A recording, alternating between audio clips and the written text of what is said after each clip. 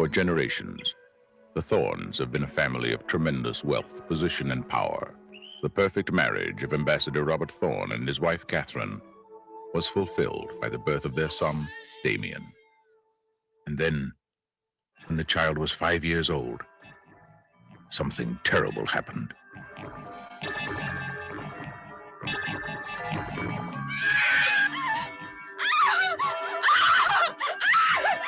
And then it happened again.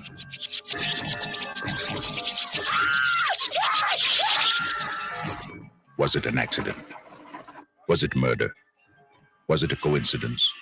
Or was it an omen? Look at me, Damien. It's all for you. 20th Century Fox presents a film of psychological suspense about an occurrence of earth-shaking importance. Gregory Peck, Lee Remick, The Omen. I was at the hospital, Mr. Thorne, the night your son was born. I saw its mother. I saw its mother. I have fears. What kind of fears? Its mother, Mr. Thorne. You saw my wife. Its mother. What is it you're trying to say? His mother was a... This is not a human child. Make no mistake. There are those who will die for him.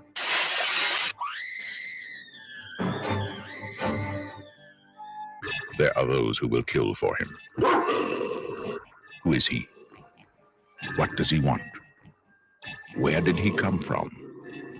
And can he be stopped?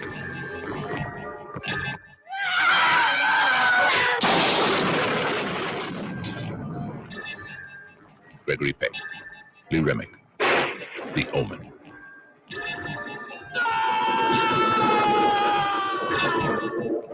If this is the truth, where does it end?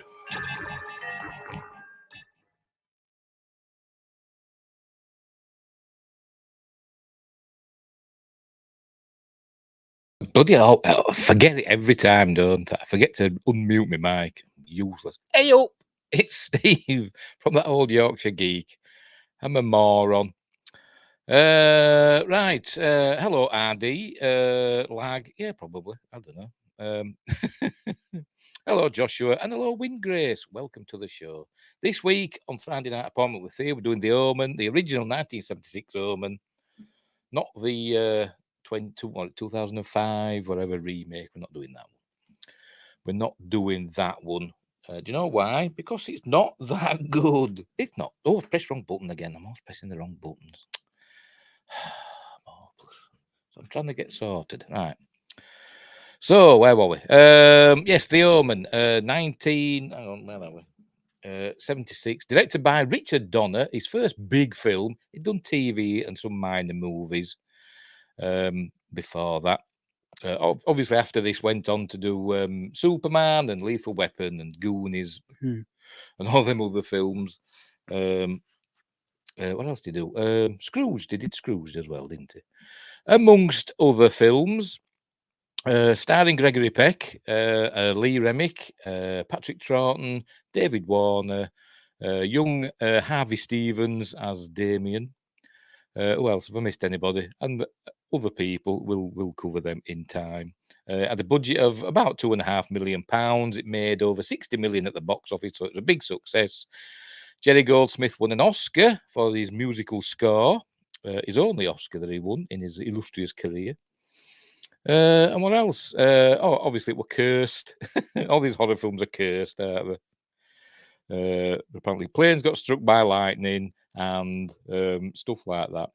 People got beheaded, apparently, outside, under the sign. There was a car crash. One of the people worked on the film. I can't remember who. They're in a car crash. I think his girlfriend was beheaded when the car crashed, and it was next to a sign. I think they were in Belgium or northern France or somewhere like that. That said there was 66.6 miles from the town of Omen, O-M-E-N. But I don't know. Do European signs have 66.6, on their distances? I don't know. Anyway, hey, how can I get that hat? Well, you can't, because I made it myself. So there. I had a patch made and I just sewed it on. I sewed it onto a black cap, so you can't get it. It's not merch. I haven't got any merch. So there. Right, so let's get on with this film. So let's add to stream. As usual. Oh, bloody always does that, doesn't it? Defiant shirt. This was a Christmas present of my nephew. Was it Defiant Development and Terry's Fleet Yards? It says cool. Yes, my nephew got me that for Christmas. Sorry if anybody's not paying attention. Win Grace asked me that. Right, let's get on with this film. As usual, I'll not just be playing the film. Obviously, I'll be going through it in a series of stills. I might play the occasional snippet. But before we get started, don't forget, like and subscribe, share the videos, drop a comment, hit the notification bell, join us in the chat. We've already got 3 people in here. What else? I'm also live on Rumble. Just let me check, make sure. Yep, I'm also live on Rumble and Twitch. Don't know why I'm on Twitch. Nobody ever watches me on Twitch, or very few people watch me on Twitch. And apparently it's dying, isn't it? Apparently, but never mind. I am Betamax Man. What else? Later on, it'll be on Spotify and Amazon Music Podcasts and Google Podcasts. You can also follow me on Facebook, Twitter, and Instagram.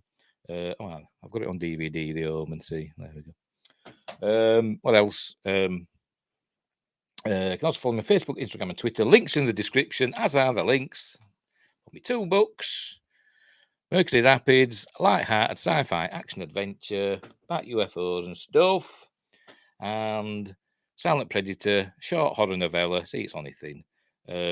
About big cats eating people in North Yorkshire. It's all a bit of fun. Don't expect war and peace or something of literary merit, because you'll not get it. Right. Let's start this film and see where we go from there.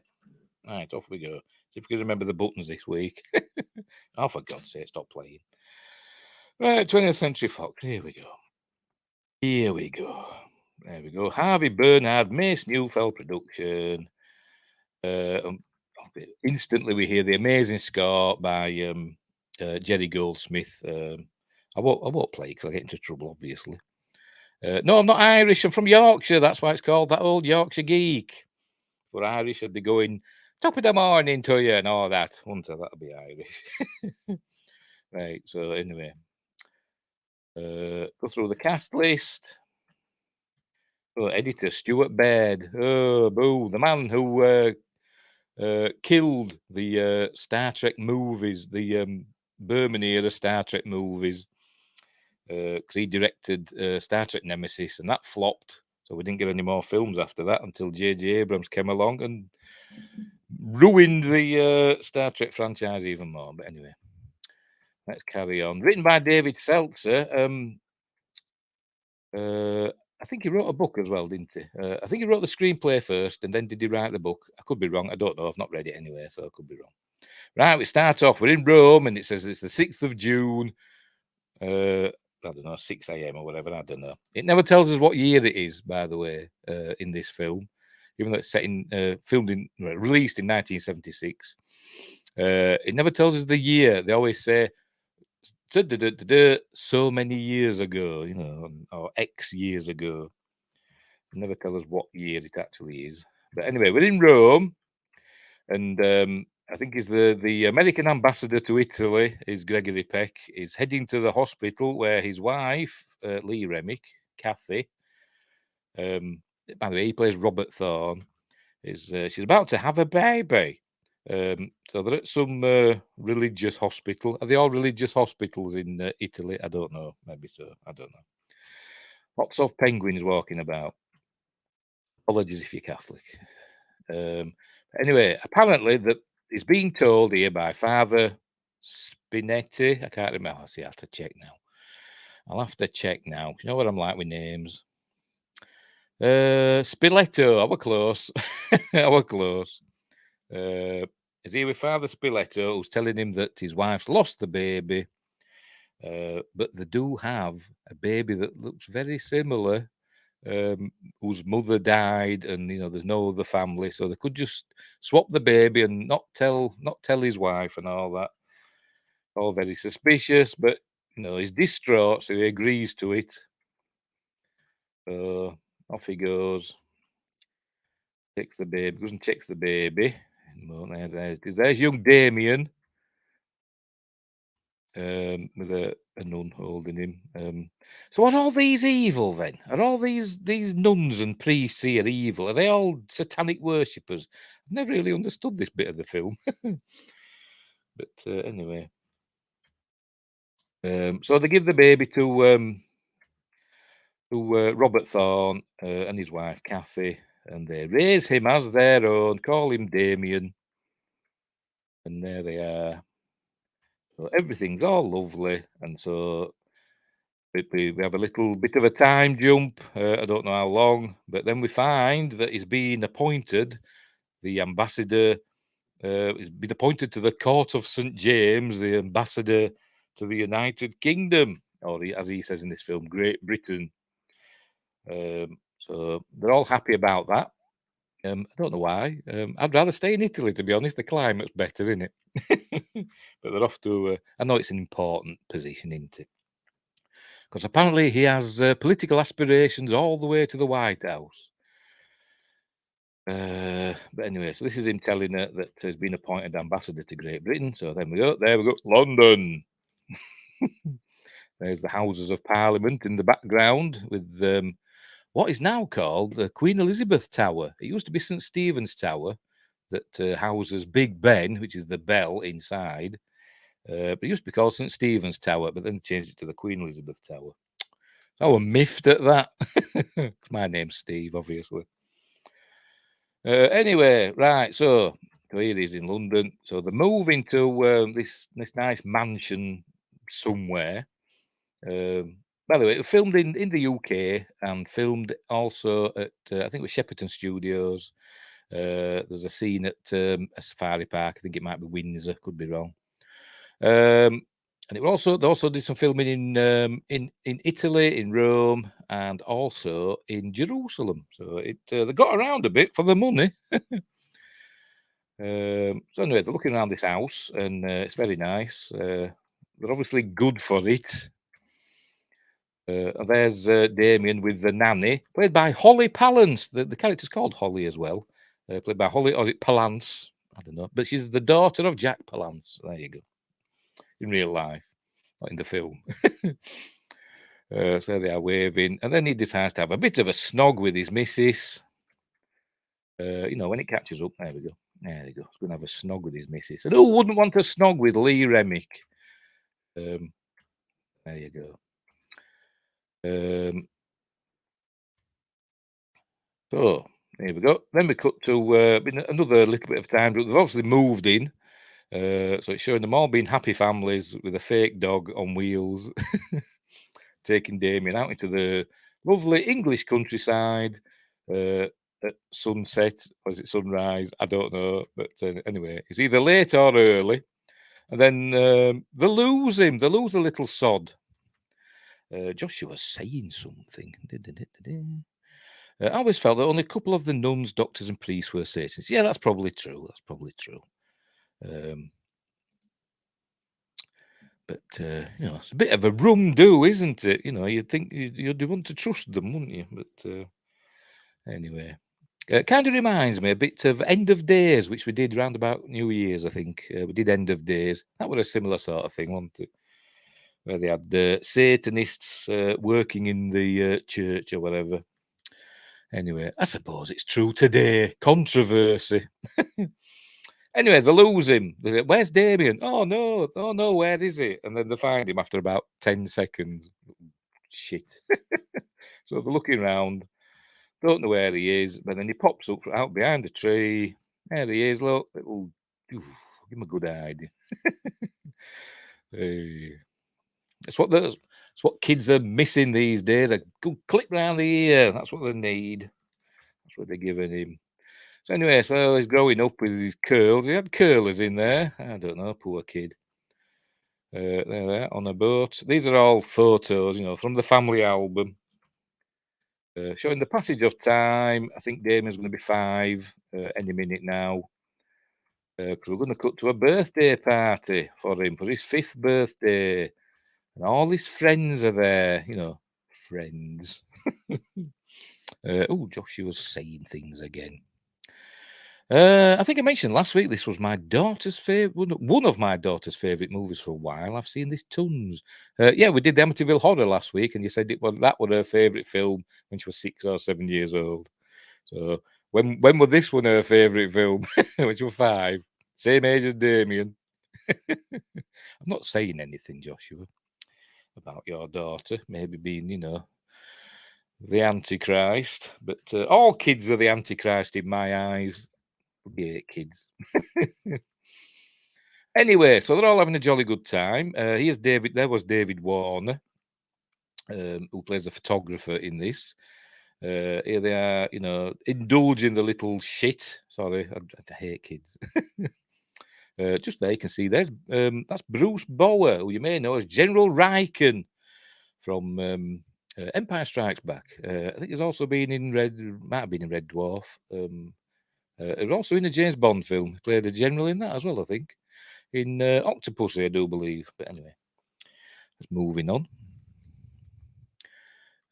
Joshua says, yeah, but I'm still here at least. Yeah, you are. Right, so they're all having a good time at this party. Kathy, Lee Remick, sees Damien with Holly, and I don't know, does she get jealous or what? I don't know. She takes Damien off her.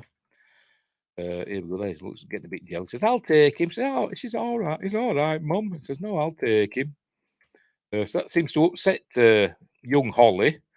So she goes and wanders off with a slice of cake, and then we see the Rottweiler. Hello, Ottokar. Welcome to the show. He's saying, when I first saw this film, the only bit any of us talked about was one particular scene. No spoilers. No, well, we'll get to that. We'll get to that. It's the, I presume it's the big scene of the film. At a time when horror films generally just had one big scene, now there's like 80 million of them in there because kids get bored if they're not, thrilled every 5 minutes. There's no such thing as a build up. Oh, for God's sake. There we go. Right. So this dog appears. I don't know where it's come from. Obviously, it's some sort of devil dog. Yes, something to do with glass, perhaps, Joshua. Yeah. Anyway, this dog appears. It's obviously, some sort of, this dog is an acolyte of the beast, along with another person that we'll see later, who just appears out of nowhere, essentially. Out of a taxi. Anyway, so this dog stares at her for a bit, and she stares at the dog. I was watching the making of, which is on the DVD, and Richard Donner kept saying about he were casting people because of their eyes. He says, he's sick of watching films and seeing like glassy-eyed people with nothing behind their eyes. And he said even the dog, even the dog were cast because there was something about its eyes that you could. There were thoughts going on behind the eyes. That's why he cast the people that he cast in this film because of their eyes, and you could see what were happening behind the eyes because the eyes are the windows to the soul and all that. Anyway, she sees this dog and then wanders off. See all the kids playing merrily. There we go. Now she pops up. She's on the bedroom window, whatever, and she goes, "Hello, Damien. This is all for you." And I'll play this bit, and then here we go. All for you. And then she jumps off. There we go. So she's done that. The chambermaid screams, as you would, because she just happened to be in that room at that time. Everybody's horrified, apart from them. Children of the Corn there. Hang on, let's go back. No, never mind. Them. They're not bothered in the slightest, are they? The clown's like thinking, because that's what clowns do. So anyway, so that's ended that party. Put put a bit of a full stop on that, hasn't it? And the dog's there watching with his music going, his blam blam blam blam music playing on, and have a good Damien sees him. No, the clown didn't care. No, freaking clown didn't care. No, because clowns don't care. Clowns are bleeding evil. We might do it one of these days. I don't know which one. You know, the 1990 or the latest two-parter. I don't know. We might do that one day. Or we might not. Right. So obviously, there's been this maybe the next day, or maybe a couple of days later. It's shortly afterwards. Anyway, so Gregory Peck, I forgot his name already. Robert Thorne is headed to his officers past a Ford Anglia. We used to have one of those. Not me personally, but the family used to have a Ford Anglia. I think that's a Cortina just behind. Don't ask me any of the others. That's is that a Rolls Royce or a Bentley? I don't know. That's a Rolls Royce there, isn't it? Anyway, whatever. There we go. There's that must be the American Embassy in London. So in he goes. There's David Warner going in. And they're all asking him about what's happened. Did they think the nanny was on drugs and all that? Why did she kill herself, etc. He says they don't know. He's as baffled by it as anybody. Then he accidentally bumps into David Warner and knocks his camera out of his hand, and it breaks. And he says, "Oh, I'm so sorry. Bill me for the repair or whatever." And David Warner says, "Let's just say you owe me one." And I'd have thought, "No, I'll just bill you. All right, I'll send you a check. I don't want to be owing things." But I'd have said, "You never know when they're going to come cashing in those debts, do you?" Anyway, so he's in his office talking to General Riken and this fella who I've seen in something else, and I can't think what. Him. What have I seen him in? I don't know. He's got one of those faces. Anyway, so talking to them, and then we get on the intercom. What the hell's that? What the hell's that there? A little figurine there. It's like somebody throwing up, isn't it? Anyway, whatever. A priest has arrived to talk to him from Rome. Something about a hospital. So that must set off alarm bells in Robert's head. Send him in and all that. So there you go. And in comes Patrick Troughton, who you may know as the second Doctor from Doctor Who. He also played Melanthius in Sinbad and the Eye of the Tiger. And he's been in loads of other stuff as well. But, being a nerd, that's the stuff I know. Here he is. He's playing the priest. I can't remember his name. You know what I'm like.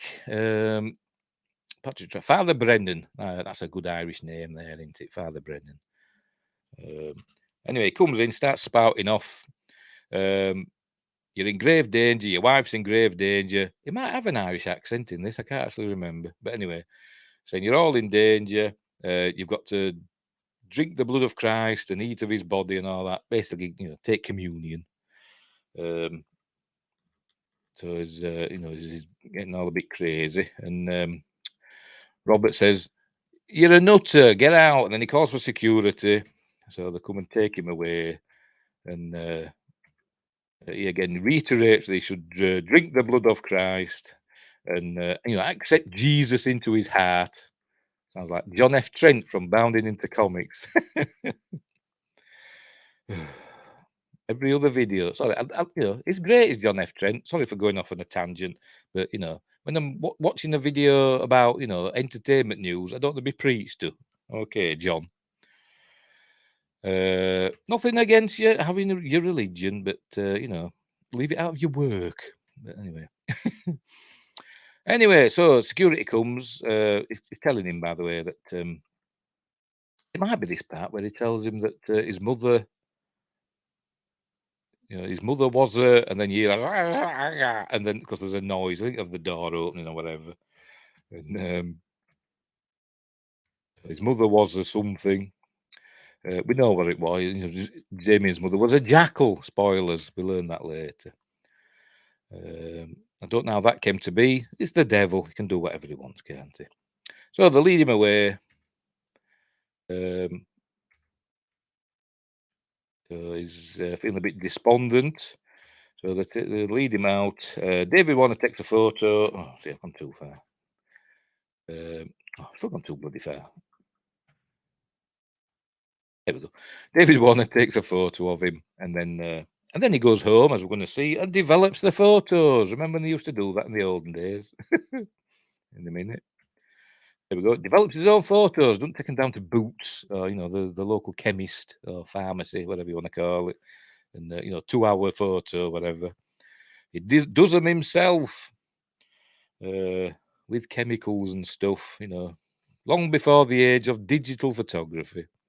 So here he is developing his photos of the father, and also I think the photos from the party. But hang on, we're going to see it. But he sees. Oh, never mind. He notices something in the photo that we come to later on. Right, what's happening here? Robert's coming. No, this is the introduction of Mrs. Baylock, played by the teeny tiny Billy Whitelaw. So she knocks on the door, the leader in. There she is. And I said, Billy Wilder's quite a famous actress in the UK. She's been in a lot of TV and films and stuff. And I always thought she was taller. I've seen her in a few things, and I've always thought she was taller. And then I see her here. And she's obviously little tad. I thought, is she standing in a ditch or something, or are they stood on on crates? But no, apparently she is teeny tiny. There you go. Look, she's tiny. Look. She's 5'2". So there you go. I looked it up just to check. I thought, how tall is Billy Whitelaw? Typed it into Google. 5'2". And Lee Remick's 5'7". So I just thought I didn't check Gregory Peck. I assumed he was a 6-footer. Anyway, so she's there. She's the new nanny, or the governess, as they call it. She's the new governess. And she's there. She's been all nice and saying, but there is something a bit off about her.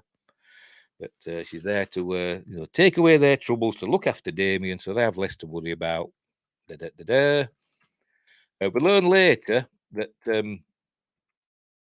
she says she's been sent by the agency. Is Peck 6'3"? Oh, right. Oh, very good. I assumed they were at least a 6-footer, but that says a big chap. And the grandfather of a Vulcan, isn't he, Wyngrace? Yes, he is. Where were we? They assume she was sent, by the agency. She says she was sent by the agency, whoever they are. CIA, don't know, because they deal with governesses, probably. But apparently she wasn't, so we don't know how she's got there. The Satanist grapevine, got to her ears. So there she goes. Off she goes. When you're ready. Right, so she goes up to see Damien. They'll say, no, she's perfect and wonderful. And he says, yes, the Poppins agency. To care. And they both say, no, that were a good call you made. And I didn't arrange this. Well, neither did I. Oh, well, whatever. So she's going up to see Damien. There we go. Oh, they're asking her about, who sent. I think it's here where she says the agency sent her. I think that's where she's saying it there. So she puts them to ease. She's. I've got references, so fair enough. So everything seems above board. Obviously, there's something up. Right, so she goes in to see Damien, and then she immediately starts saying, talking in weird, oldie-worldy terms. She's saying, "Fear not, little one, for I have come to protect thee." And saying that, though, that sounds quite normal in Yorkshire, because we all talk like that. We all talk these and thous. Anyway, so this is where we know that, she's been sent by the devil to look after Damien. Right, so cut to some time later, and they're going to a wedding, apparently. There's Kathy all dolled up. Horrible. Looks like she's going to get in the shower. She's going to do some painting or something. I don't know, but it's not very nice what she's wearing. And Mrs. Baylock says, Damien's not feeling very well, and she might take him to the park. And Kathy says, "No, he's going to this wedding. Get him dressed. Bring him down immediately." But not in that sort of accent because she's American. So there we go. That's that bit. So they get him in the car. There they go. So they set off, going to this church. I can't remember the name of the church now. I did look it up, but I forgot. But I never write things down. Yeah, where are we? Guildford Cathedral in Surrey. That's where this is. So that's where they're going. Right. So they're off to Guildford Cathedral for, I think it's a wedding. It probably is. I don't know. Yeah, it is because he's got a carnation on. You wear carnations at weddings, don't you? So as they get closer, they see the big cross on top of the cathedral. What's that? Is that what we sound like to you, Steve? What do you mean? I don't know. I don't know. Have I said something? I probably haven't. I'm on about me in Yorkshire. We all sound all these and thous. That's how we talk. Oh, do you mean me doing Lee Remick saying, "Bring him down immediately"? I don't know. I don't know why I did that voice. No, that's not what you sound like to me. Anyway, as they get close to this church, they see the. Am I on it? There we go. Damien starts looking uncomfortable, and apparently this scene here, they kind of did it for his audition. Richard Donner auditioned the kids and said, attack me when I say action, attack me, and keep attacking me until I say cut. So when they got to Harvey Stevens, he said action, and then Harvey kicked him right in the, or punched him or whatever, right in the balls, and then went to town on him. And even when he said cut, he carried on, the little sod, to drag the kid off him. So that's Damien. That's the kid. Hire him. And Richard Donner says he's a great kid, but I wouldn't want him for my own. So anyway, as they get close to this church, Damien starts kicking off, and he sees the crucifix on top. And Jerry Goldsmith music crescendos and stuff. And then he starts attacking. There we go. Starts attacking Kathy and stuff. So they've got to restrain him, and they tell the driver drive on. So they go home, and he listens to a record. I bought a record the other day, vinyl. My vinyl collection's growing again. Good old eBay. Eh? They're bloody expensive these days, though, vinyls. Anyway, we see that Kathy's got a bruise on the side of her face, and apparently Damien's fine. As soon as they got home, he settled down and he's asleep. And so when Gregory Peck started wondering if something's wrong, we find out that Damien's never been ill. He's never had chicken pox or measles, or he's never had a cold or anything like that. So I think that's a bit odd. But Kathy says, no, he's just a healthy boy and all that. I'm doing that accent again. Dear. But anyway, so no, they're fine. And then the chambermaid comes in and goes out again. Basically, that's it. The first misgivings about Damien. Then Gregory Peck heads towards Damien's room to check on him, and then it's where we find that the dog's here. So he's Bruce Willis from Unbreakable. Damien is, yeah, because he's never been ill either. Get him a big sou'wester and stuff, and but don't get him wet. Bruce Willis from Unbreakable, but also a gremlin, wasn't he? Couldn't get him wet. Anyway, so we come across this dog again, this Rottweiler. In one of the Omen films, it might be Omen 3 or The Final Conflict. They mention, I don't know why it stuck with me, but they mention that Rottweilers were used by the Roman legions. The march with the Roman legions when they conquered, the world as they knew it. I don't know why that stuck with me, but I don't know if it's true or not. Anyway, we find that Mrs. Baylock's brought the dog in. She basically adopted the dog. She found it on the grounds because you could take any dog, that you just find wandering about. in England, you can't. Well, you can if you want, I suppose. I don't know. But Robert says, when we want to choose a dog, we will go and choose one ourselves. So, call the RSPCA and have the dog taken away and rehomed. The gist of it. So she says, okay, fair enough. But obviously, she don't do that. We learn that, the dog gets on with Damien, obviously. And she tries to talk him into it. Look, she's teeny tiny. Look, they're looking up at him. I don't know why. I always thought Billy Whitelaw was this tall, willowy actress. She's tiny. Anyway.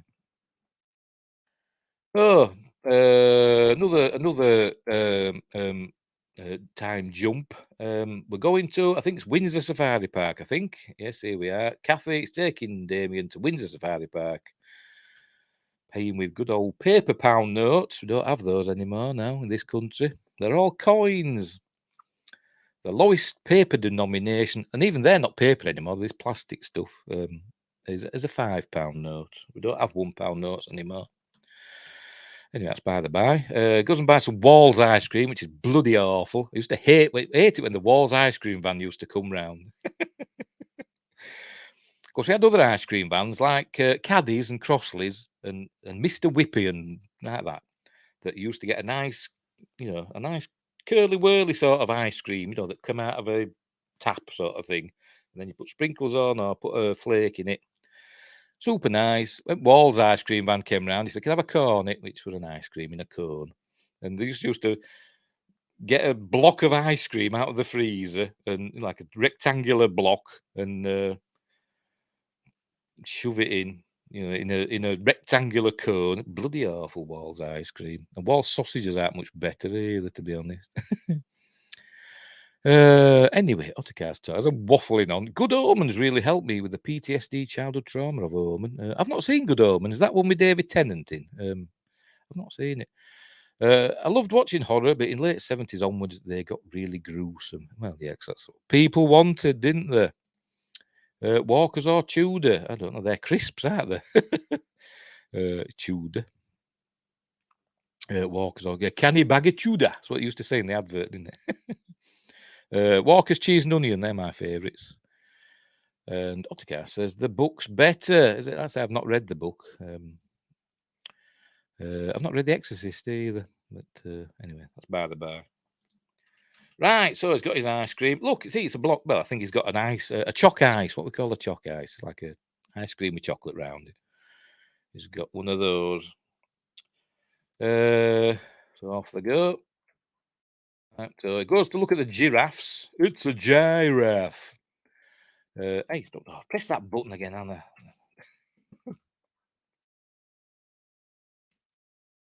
Give me bloody fat fingers. Mashing the keys. Anyways, looking at the giraffes. Currently reading The Exorcist, says Joshua. Oh, right, very good. By William Peter Blatty. Might do that one day because it's a cool film. It scares the pants off me. It does. I find it really disturbing. Still to this day. Anyway.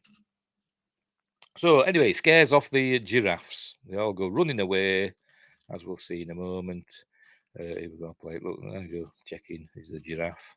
Weird animals, aren't they?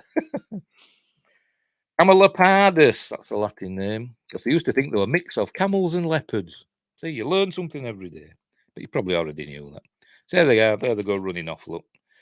He scared him away. I wonder how they really scared him away. They never said in the making of how they scared away the giraffes. Because they actually do go running off. Anyway, never mind. But I think nothing of it. She's looking and shall we go and do something else? What's happening here? This is Robert Thorne come home for something. Or he's going out. I don't know. Can't remember. He's going out and I think he sees Patrick Troughton watching him. Here we go.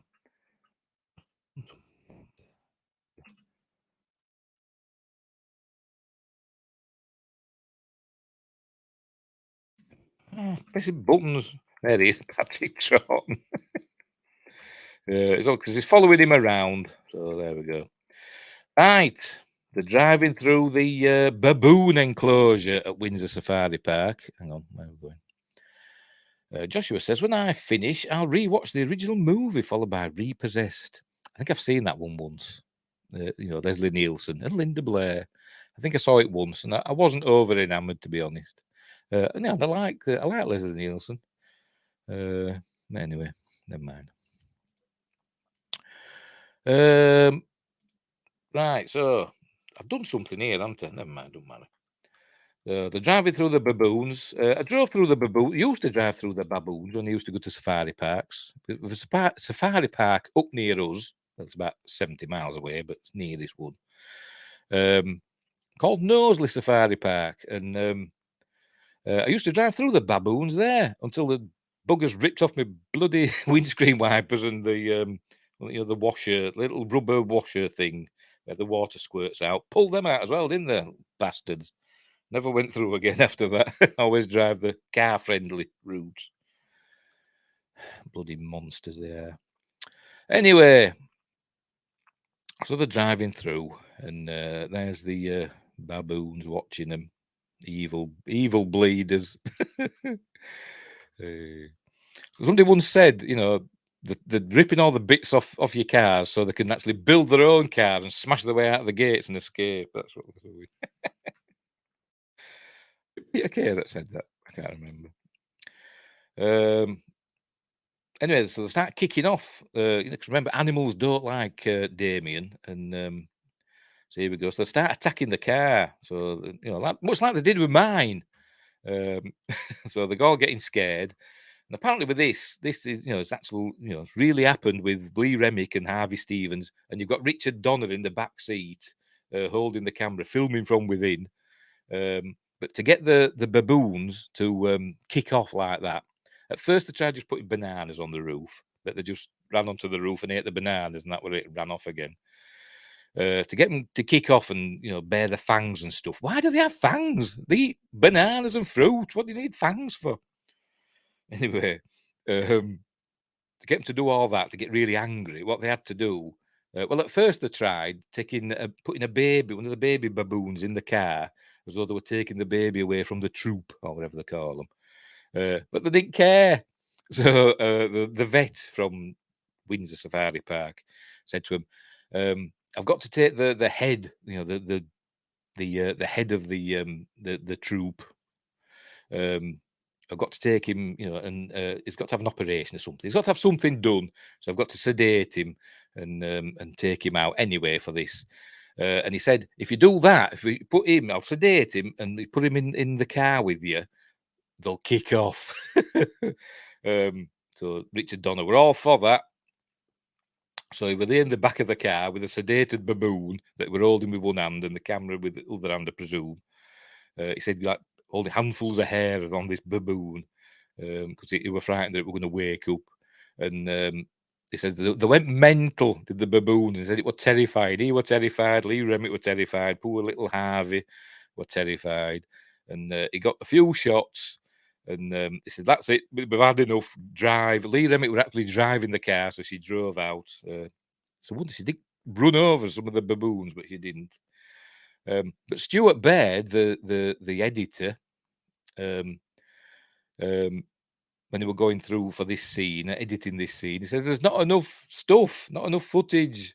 So he went back in with a little crew to get some extra shots, and they said they almost got torn apart by the baboons because he was prodding one with a broom to try and get it to bare its fangs at him, and somebody shouted, one of the wardens or whatever shouted, "Stop what you're doing and don't move." And so they stopped and then they looked around, so they're like a big circle of baboons around them, just staring at them because he'd been prodding this other baboon.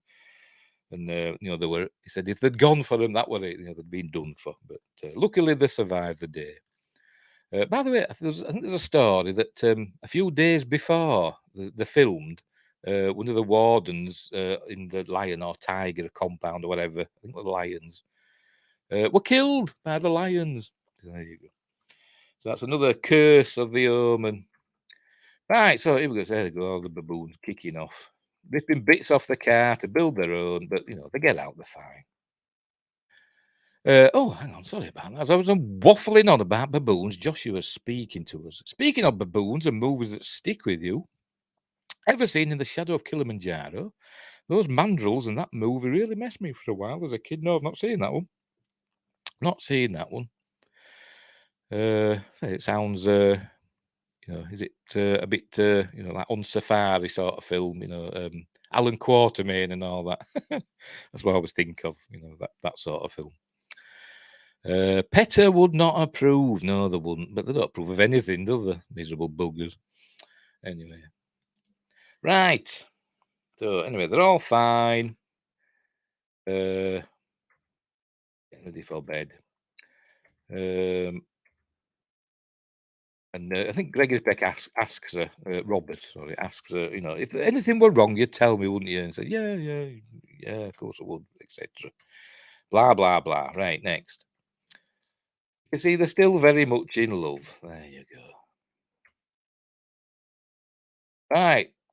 Next up, a rugby match. You know, this is like your American football, but, you know, without all the pads and commercial breaks. Oh, dear. Anyway, watching a bit of rugger. Don't know why. Just don't know what the significance is. I think it's just so that he can meet the priest again. So I don't know why he's there watching rugby. But he is. Joshua's on about this In the Shadow of Kilimanjaro. Made for TV, I think. Had John Rhys Davies. Drought made mandrills rampage across their African nation. That sounds interesting. I'll have a look for that. Might have a look for that. See if I can dig it out. From somewhere. Anyway, there you go. A bit more rugger. He loses a bet. £3 with this fella. No idea who he is. But it's all just set up so that, there we go, he can bump in to Father Brennan again. And Father Brennan says, meet me at the park, in his Irish accent. Meet me at the park and you'll never see me again. And all that. So there we go. I think he takes another photo of him. There's David Warner's there as well. So he's obviously following the ambassador around. There we go. Takes another photo of Father Brennan. Obviously doesn't mind having his photo taken. Then we see him do some more developing, and then we see the. You can just see it there. Hopefully, they'll show us a better shot in a moment. When it's ready, there we go. See it there now. There you can see there. He's got a line heading towards his shoulder. I wonder what that represents. We will find out soon. Right. There he is. So he's looking at seeing all these different photos of Father Ben. They've all got the same line. Weird line that's heading towards his shoulder. There you can see it better there. As though it's some blemish on the film itself or whatever. It's obviously supernatural. Right, so here we go. There's obviously somewhere on the embankment, you know, on the Thames. Don't know where. I've been to London once as a kid and never been back since. Big cities terrify me. I'm a yokel. I don't even go to the big cities near where I live. You know, Leeds and Bradford. They terrify me. I'm a small town boy. Anyway, so Robert Thorne's meeting with Father Brendan. Here they are. So it's telling him. I can't actually remember what he's telling him. He's telling him that you know the boy is evil, etc. And he tells him the poem. You know, and I've forgotten it already. When the Jews return to Zion and something, that one, that those lines, and all that. I'll have to look it up. I'll have to look because I can't remember. He tells him this, like quotes. Let's look it up on the IMDb quotes. It'll be in there, won't it? I hope. There we go. When the Jews return to Zion and a comet rips the sky. I don't think they actually mention the comet in this, or do they? They maybe do, but they don't show it. And the Holy Roman Empire rises, then you and I must die. From the eternal sea he rises, creating armies on either shore, turning man against his brother, till man exists no more. And that's just made up for this film. I think it's trying to make out that it's, you know, some holy scripture, but it's not. It was just made up for this film. There we go. So he's telling him that, and he's saying, the boy is evil and all that. Gregory Peck says, that's it then. You've had your 5 minutes. I don't want to see you again. Off he goes, and he says, you'll see me in hell, Mr. Thorne, or whatever. And the wind starts blowing. Yes, I've got to mention this. Filming for this was between October and January of 1970. October 1975 and January of 1976. That was when principal photography happened. Remember when we saw earlier, they're walking through the woods, and there were no leaves on the trees and all that. They were all leaves on the ground. There's a lot of leaves on these trees, isn't there? These are obviously not not evergreen trees, are they? They're obviously deciduous. So, did they do a pickup? Is this a pickup shot from later in the year in 76? Maybe, I don't know. But the wind picks up anyway, as we'll see. It gets up. The Ritter fans start blowing. The people shoveling dried leaves into the Ritter fans. But there's lots of green leaves on the trees. But as I said, it was filmed between October and January. Unless it's early October. Technically, there could still be some leaves on the trees in early October, I suppose. But anyway, still looks very, whatever. Anyway, so it goes through the wind. There we go. The Ritter fans blowing, look, giving it all that. Cool, looks cool. Yes, lots of brown leaves on the path, but they're like they'll be like fake leaves, whatever. Film leaves that have been placed there. Props department leaves. Production design. Oh, there we go. Lightning strikes the ground right near him. Hey, let's go back a bit and watch that again. Here we go. A bit of lightning going on. Yeah, out of nowhere. All kicking off. That was a good pause I did, though, that one. They just landed right on that. He runs to a church. There we go. There's a church. Don't know which church it is. It's supposed to be near one of the London parks. I don't know. Is the other churches in the London parks? I've no idea. But he runs in thinking he can be safe, but no, he can't. Not even a church is safe. Because you can't get in, it's locked. Remember the days when churches used to just go into a church any time and get sanctuary? Not anymore. So he can't get in, and then he looks up. Oh, see, I've missed it now. I've gone too far. Looks up. Lightning strikes the lightning conductor, and breaks it off, and it comes falling down. He goes, ah! Boom. There he is, and the skies all all the leaves are brown, and the skies are grey. Yeah, California dreaming now, isn't it? Anyway, that's what the guy's saying. If he had a wooden cross, he'd be safe. Yeah, but I think the cross he has there, that's the least of his worries. What else? All leaves are brown, and the skies are grey. California. And the church is grey. Well, yeah, I suppose. Made of stone. So there he goes. So that's the first, good kill, I suppose, in the movie. It's cool as well. One of the producers said he stood there because obviously they did it. Obviously, it didn't fall off the top of the tower and do all that right next to Patrick Troughton. It was just, I think it was just probably on a bit of a wire that it came down. And one of the producers, thought, well, I'll check it out first. And he said, I was terrified. I thought it was going to hit me. But obviously it didn't. And Patrick Troughton had to stand there with his hands up like that. Oh, like that. So that's the end of Father Brennan. Right, so what happens next? Hang on, I'm not on this now, am I? There we go. Dear. Right, Damien's playing on the snooker table. Kathy's not happy. She's obviously got a headache, and she's blaming it on Damien. He's been a bit loud, but it's not been too bad. Robert tries to stick up for Damien, saying, "No, come on, it's not that bad." So she calls for Mrs. Baylock, and you'll take him away. That's my Lee Remick voice from now on. So Mrs. Baylock takes Damien away to his room. So Kathy's not feeling well, and we learn that she must have been having some, psychological problems because she's been seeing a doctor, and we learn here that she's pregnant, and the doctor wants to talk to Robert, so he's going to go and see the doctor in a bit.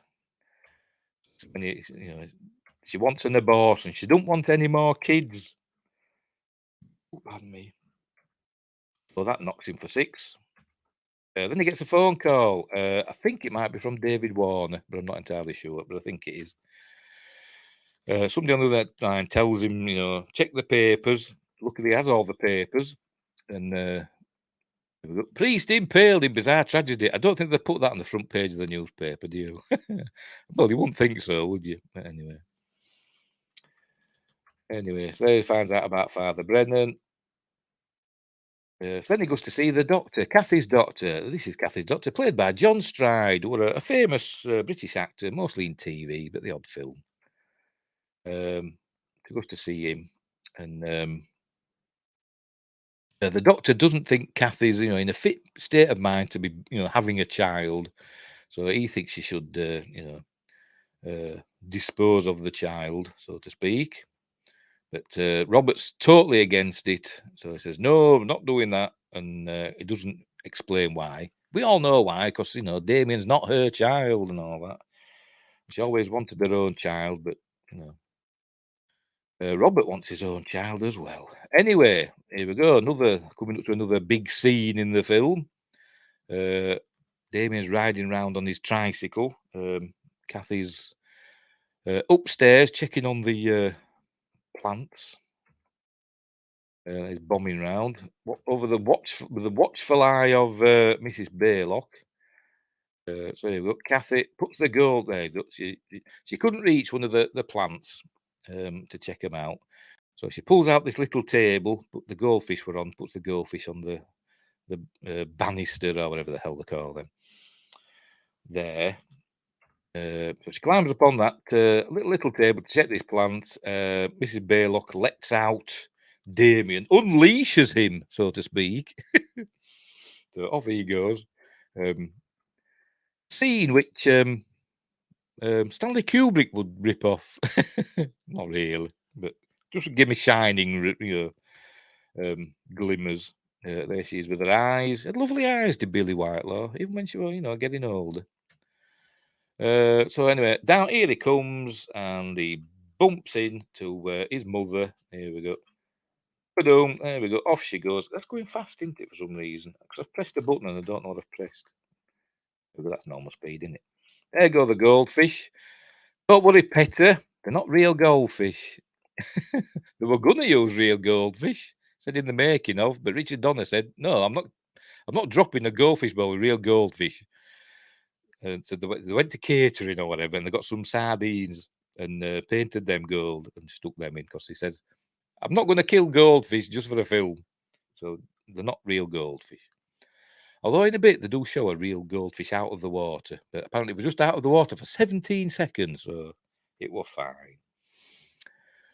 The fish were target, mum was collateral. All right, well they because obviously fish is the Jesus symbol. He was the fisher of men, wasn't he? Yeah. Anyway, so she's left dangling there on the banister, whatever you want to call it. Damien's looking at her. She's slipping down, and then we get another cool shot in a moment. I don't. That's probably not Lee Remick. I presume that's a stunt woman. Anyway, she can't hold on. There we go. She's slipping, and here we go. She falls, and then we get a famous shot here. Everybody knows how this was done now, I presume. It's a famous, how they did it. So she falls. That's a stunt woman, obviously just falling onto a mat. And then we get this shot here of Lee Remick tumbling down and hitting the ground. which were done.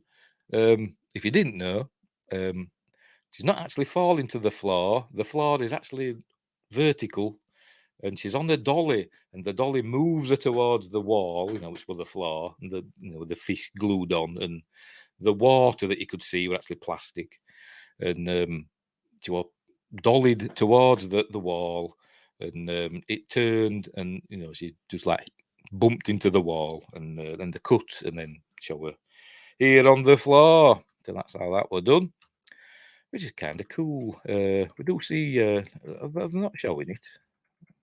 There's a bit of blood coming out of her mouth. Are we going to see the goldfish? See the goldfish. You can see it there. Look, just so its fin flap up. Thought we got a shot of. I wonder if they've edited it out. I wonder if Petters had words and told them to take out the shot of the goldfish. Are we going to see it? No, we're not. I'm sure there was a shot of the goldfish giving it all on the ground, on the floor, but not in it anymore. That's interesting. I'll have to look on my DVD because this isn't a DVD. This is another version. So I wonder if they removed that. Anyway, but it wasn't out of the water long. It was fine. Right. So little Damien's obviously thinking, there we go. There she is. Surrounded by gold painted or orange painted sardines. So he runs back to his room. Robert's. Then we cut to the hospital. Robert's arrived. She's in intensive care. She's fine. She's got a broken whatever, but she's fine. But she's lost the baby. But the doctor says, with care, she will have children. She's young and healthy. But Robert's like, okay. Obviously, she's broke her arm because it's up. But so he goes to see her. There she's not doing well, but she's going to be fine. So she isn't dead. At least that's something. Yet. Sure, you're not Mandela affecting. Hang on, Joshua's saying that. Or thinking about Faith No More video for Epic. I don't know. I've probably seen that, but I couldn't tell you. Well, I wasn't really a Faith No More fan. Used to play in the pub all the time. That song, Epic. Never liked it. I could be Mandela affecting. I will check. I'll check and I don't know. I'll put it in the comments, afterwards. Because I can't check now, can I? Oh, can I? So I check now. Sod it, we're live. Check now, bugger it. Right. Get my DVD out. Watch it not be in. And it'll be true. I just imagine the whole affair and I'll be thinking of something else. You know what I thought I'd be thinking of? Total Recall. I could be thinking of Total Recall because there's fish on the floor in that, isn't there? Yeah, but I'll still check. I'll still check. Now then, I'll have to just get rid of this a minute because I'm going to have to stop playing. Full screen that. Just minimize that. We'll fire up VLC player. And go to open disk. The Omen, it says on drive D. Right. Hang on, let me shush. Right. Chapter selection. We'll go to that. We'll go to chapter selection. How far along in the film are we? Oh, crikey. Not that far. Right. Oh, see, I've gone too far now. Right, I'm watching it now. Hang on. Pause it. Pause. That's it. I'll put this on just to see. We'll watch it together. Here we go. This is from the DVD. So let's see what happens. I'll just play it. Sod it. There it is. Mr. Blaylock and you know what? Yes, I think it was a bit of Mandela effect because no, he buggers off, doesn't he? Yeah, there you go. I bet we're thinking of Total Recall. So yeah, I was wrong. I'll admit when I'm wrong. I'll admit, because it happens all the time. I'm wrong about most things. What's happened here now? Oh, there we go. There we go. Right, where were we? So, yeah, I bet I'm thinking of Total Recall when, is it Cohagen? He smashes loads of fish onto the floor, doesn't he? And you see one like giving it all. So, that'd be what I'm thinking of. Anyway, right, what happens next? So, she's in hospital, not feeling very well. Then he comes across, is this playing? It comes across David Warner, I think, in a moment. He's gone back home. I think the dog's still there. I think he comes across the dog again. In a moment. Yeah, the dog's there. Look. Ooh, scary. Oh no, not like glowing eyes. Then it was my mouse pointer. The dog is guarding Damien. Oh, sorry. Joshua's been all diplomatic. No worries, all part of the show. Yeah, well, at least we know now. At least we know now. Right, where were we? So he backs out gingerly. There's Robert. And the dog settles down. This may be his call from David Warner. Yes, it is. David Warner said, "Can you come to my flat?" By the way, David Warner, super amazing actor, died recently. You may know him from lots of things. We've had him on Appointment with Fear before. He were in From Beyond the Grave. Is it that one I'm thinking of? Yeah, that portmanteau film that I did. One of my early ones. But he also has been in Star Trek a bit. And Time After Time, which is another okay film. I watched that recently. Time After Time, where he plays Jack the Ripper. Not as good as I thought it was going to be. I'd seen it before. I thought it were all right, but not as good.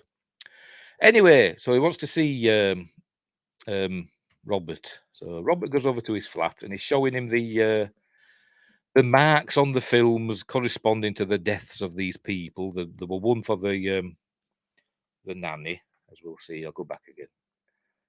Let me. We're going to see it. There we go. You can just make it out there towards her neck. At first, there we go. At first, he thought it was a blemish on the film. Were he in Time Bandits as well? I don't know. I've never liked Time Bandits. That might be on a Monday Moan at one point. Yes, Tron. Yes, he played two people in that, didn't he? The program, whose name I've forgotten, they were a baddie.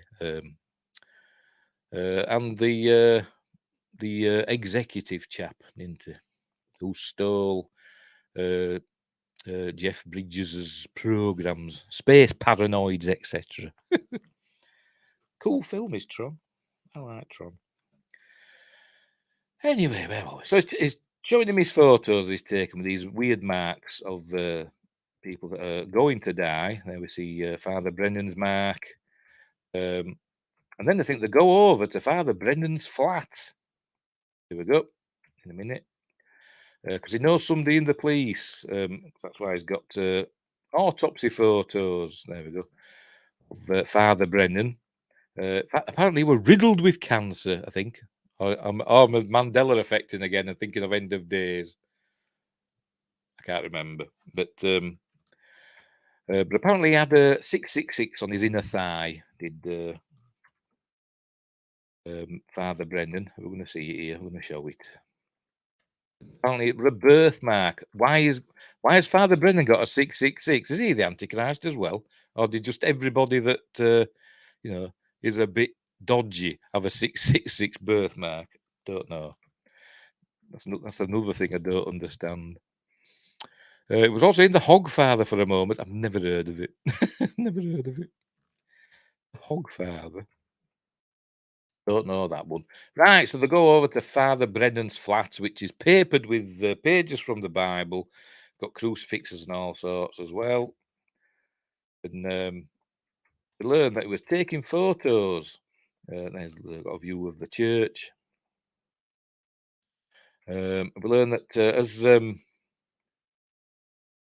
David Warner, I can't remember the name. I forgot his name of his character. I'll check. David Warner's play. Oh no, I'm still on quotes. Hang on. Right. Jennings is his character. Terry Pratchett. Oh, based on the Terry Pratchett story set around Christmas. Okay. You know what? I've never ever watched a Terry Pratchett TV movie adaptation or whatever, and I never read a Terry Pratchett book. I'm probably missing out, but I never have. Never appealed to me. Could be the best things ever, for all I know. Anyway, so we find that he took a photo, Jennings, and he caught a reflection of himself in the mirror. This is where he says, I have a personal, stake in this adventure, so to speak. Why Father Brennan had told what's his face, Robert, to go and find Bugenhagen in Megiddo. Oh, pardon me. And Megiddo is obviously where we get the term Armageddon, where the final battle will take place, etc. So they've got to find Bugenhagen, who's some sort of archaeologist. I always remember, Bugenhagen from this, but I always remember for some reason it was used in Final Fantasy VII. There was a character called Bugenhagen in that. But anyway.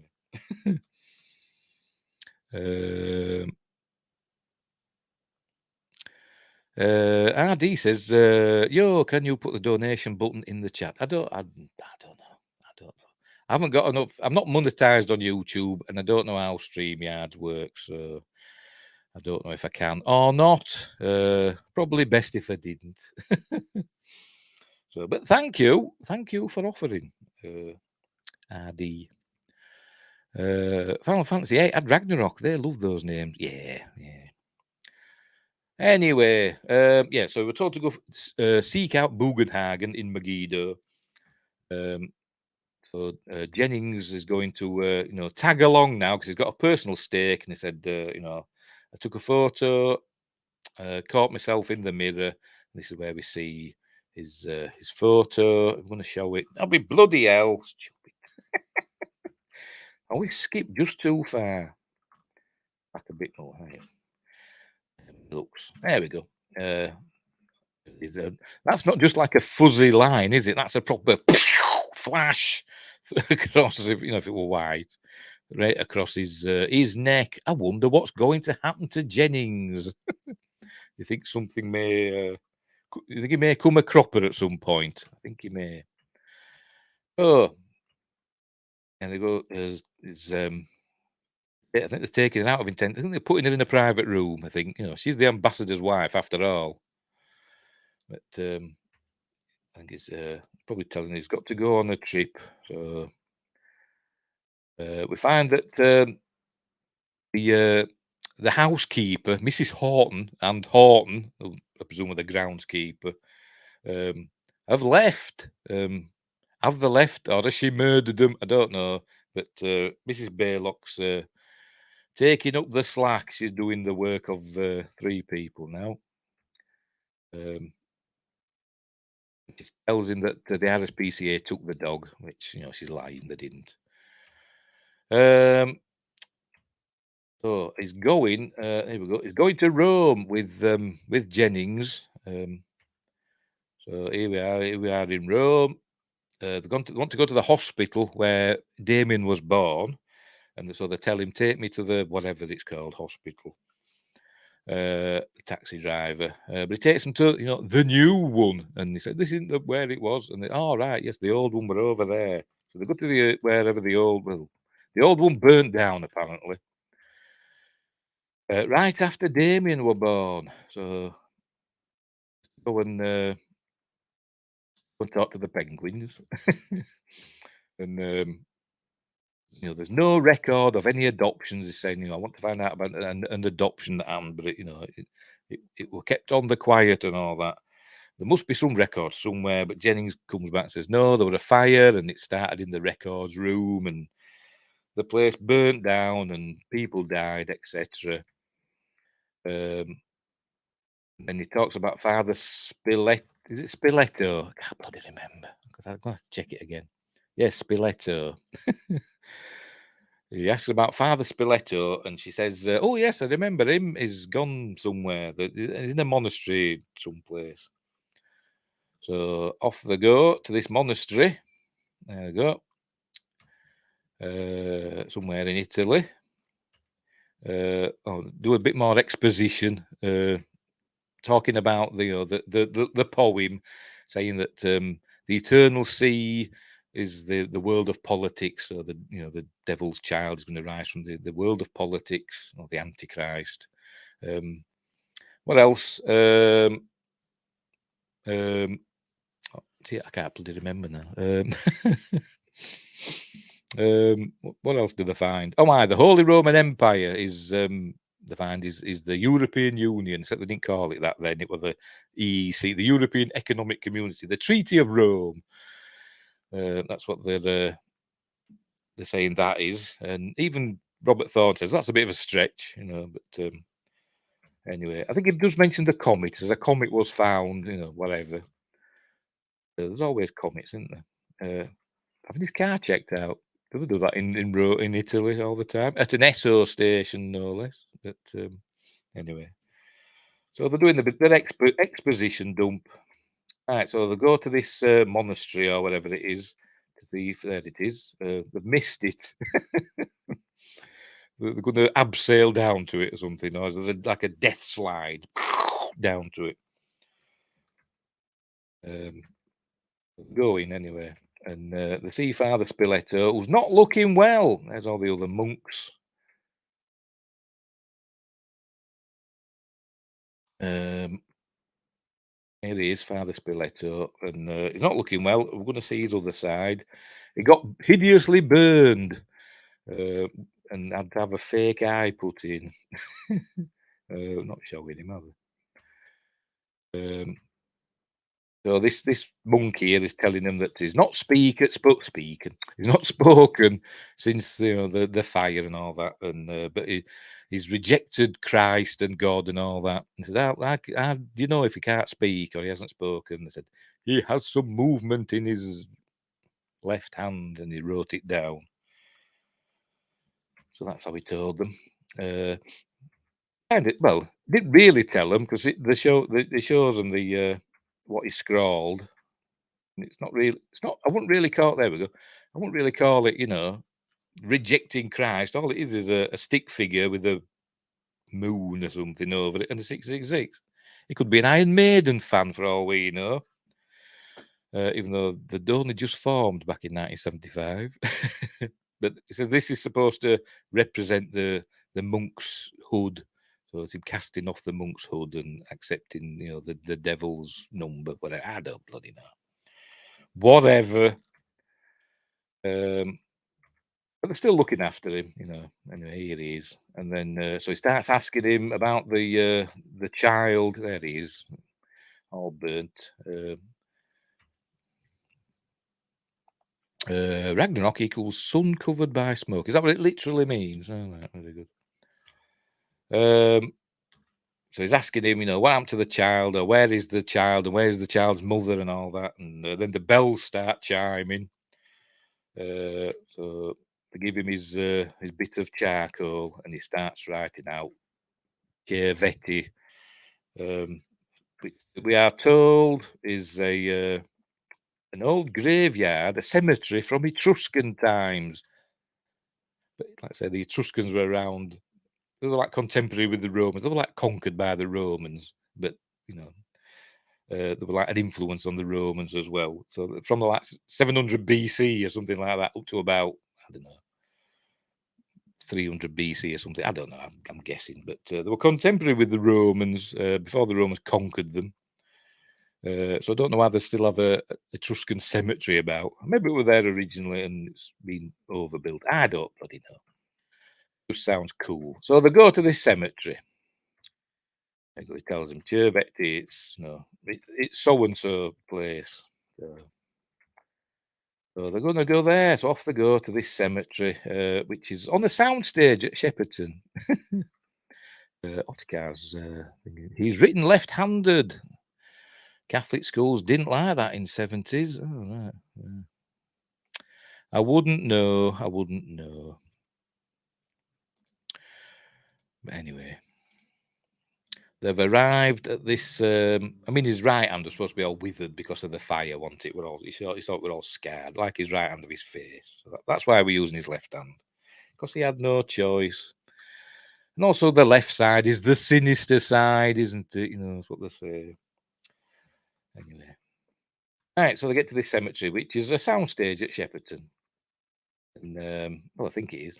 They find the grave, luckily. And for a, they've put them in a nice, you thought they just dumped the bodies somewhere, wouldn't you? Or burned them. I mean, the hospital did burn down after not long afterwards. But for some reason, they've bundled the bodies up, taken them all the way up to this this old cemetery. Maybe it's not unsanctified, what they call unhallowed ground. Maybe, I don't know. But they've taken care to bury them with a headstone telling us who they are. And anyway, they find them. Then we find that there's dogs watching them in a minute. But we see that the mother. They opened that grave up, and it's just a hole in the ground. It's not a grave, they haven't filled it in. It's just a hole in the ground with a stone over it. And they lift up the stone and they see it's the skeleton of a jackal. And then he drops the stone and it all breaks. And with the dogs are watching them. He wants to check the other. I don't know. Have they done it yet? I don't think they've checked yet. No, they haven't checked the mother yet. There we go. There's the mother, the skeleton of a jackal, apparently. So they check the other, and he says, "Well, if the other's an animal, a skeleton of an animal, my son might still be alive somewhere." So they go and check that, and see. We're going to see it. Let's see if it shows us. There we go. Little teeny weeny baby skeleton with a bashed in head.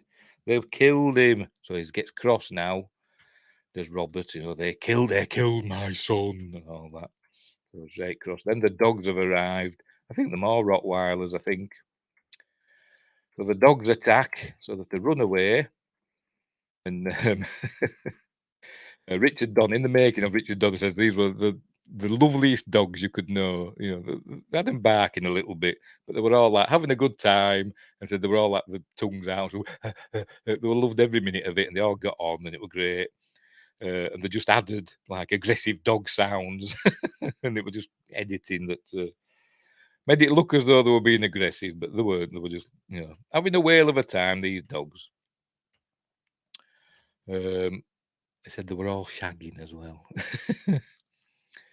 Cry havoc! Let's slip the dogs of war. Yes, that's not David Warner, is it? That's t'other fella, Christopher Plummer. He said that, didn't he? I know it's from Shakespeare, but it's also from Star Trek 6. Anyway, Robert's climbing over the fence and he slips and cuts his arm on the railing, so better get a tetanus shot because that'll be rusty. Jennings gets over, luckily, and helps Robert. And all the dogs are just watching, basically, but with sound effects going. Rawr, rawr, rawr, rawr. But in real life, they're just like, oh, excuse me. Oh, I have to have a drinky. Right. Then where are we? Right, so they get away from them. There they are, lovely doggies. He phones up Kathy. Good old hospital, eh? Think of everything, don't they? Let's go back. I might show her again in a minute. Is Jennings falling? Oh no, we're falling over. Come on, show us Kathy. He's asking, phoning up to see how she is. There we go. And they put the phone on the same side as a broken bloody arm. That's NHS for you, isn't it? Anyway, you know, I think she's fine or whatever, and you know, she wants him to come home, etc. You know, they love each other, etc. Apparently, this was a hard scene for Gregory Peck to shoot for some reason. I don't know why.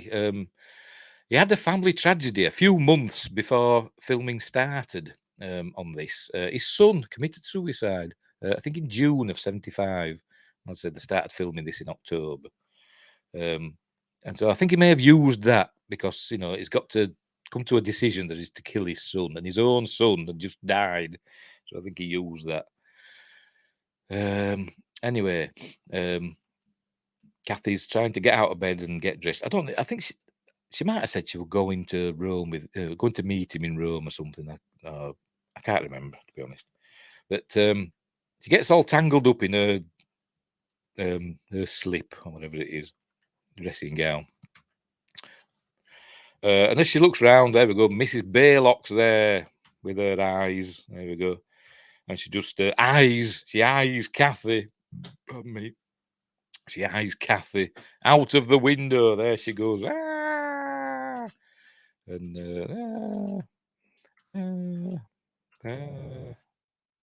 I think it's a stunt man, I think. They did mention his name in the making of, but I've forgotten. I think it's a bloke, not a stunt woman. I don't think this is a stunt man. I think that could be a dummy. But anyway, she comes out. I've come too far now. So she goes in and the back door comes open. The windows smash. There we go. Back door comes open, and we see poor Kathy there. She's dead now, unfortunately. Not even the ambulance could break her fall. Yes, a few tragedies associated with the film. I'd mentioned them earlier that you know, some people there were planes getting struck by lightning, and the car crash outside Omen in is it Belgium or somewhere like that, 66.6 miles or whatever. I don't know. Somebody getting decapitated and other things as well. Right, hang on, I'm back on here. There we go. So that's the end of Kathy. Then obviously gets a phone call. There's Gregory Peck learning of the death of his wife. So he's not happy. There we go. No, see, I've gone too bloody far now. Have I? Oh no, I haven't. I don't know where he'd gone. David Warner, Jennings had nipped out for something. Cigarettes, I should imagine. It's the 70s. I think this is at Shepperton as well. I think this is like the behind the scenes area at Shepperton. They just put a few signs up, and they just use that for this hotel that they're in. I think it's supposed to be a bit of a seedy hotel or a nondescript hotel, unbecoming of an ambassador. But no Ferrero Rochers at this hotel. Anyway, so he's lying there. He's unhappy. I think this might be the scene. Richard Donner wanted it doing in one take. This scene where he's got to do that that poem again, and then he's got to talk about he wants to kill his son. You know, Kathy's dead. He wants to kill Damien and all that. Changes his mind later, and then changes it again. Spoilers. But Richard Donner wanted this done in one take. I think because he wanted the emotion or whatever. And Gregory Peck said, I want to do it again and all that. And Richard Donner says, no, we're done. That's it. And then he had a bit of a row with Gregory Peck about this, but he stood his ground because Richard Donner's a bit of a bear of a man. You don't mess with him, even Gregory Peck. But then when I don't know if it were at the premiere or at Daly's or whatever, but he saw the scene to Gregory Peck and he said to somebody, "Tell Mr. Donner he was right." So there we go. So Richard Donner was, impressed with that because, Gregory Peck's a superstar. He was a bit starstruck with Richard Donner, to be honest. But this is where he's telling that little poem again. Then he wants to kill Damien. So they go to Megiddo in Israel. I don't know if this is Megiddo. It's a real place, isn't it, Megiddo? But I don't know if this is actually Megiddo. Could be, for all I know. I don't know. Does it say? Filming locations. No, it just says Jerusalem. Don't say anywhere specifically. Does it say on IMDb? Did you know? No, turn the connect. No, I don't know. No, it doesn't say there, does it? No, never mind. Right, where were we? So they go and find Bugenhagen, who's played by Leo McKern, who you may know from Rumpole of the Bailey, if you're British. Oh, pardon me. Oh, you may know the name, as I said, from Final Fantasy VII. Anyway, so he's in this archaeological dig, his Bugenhagen,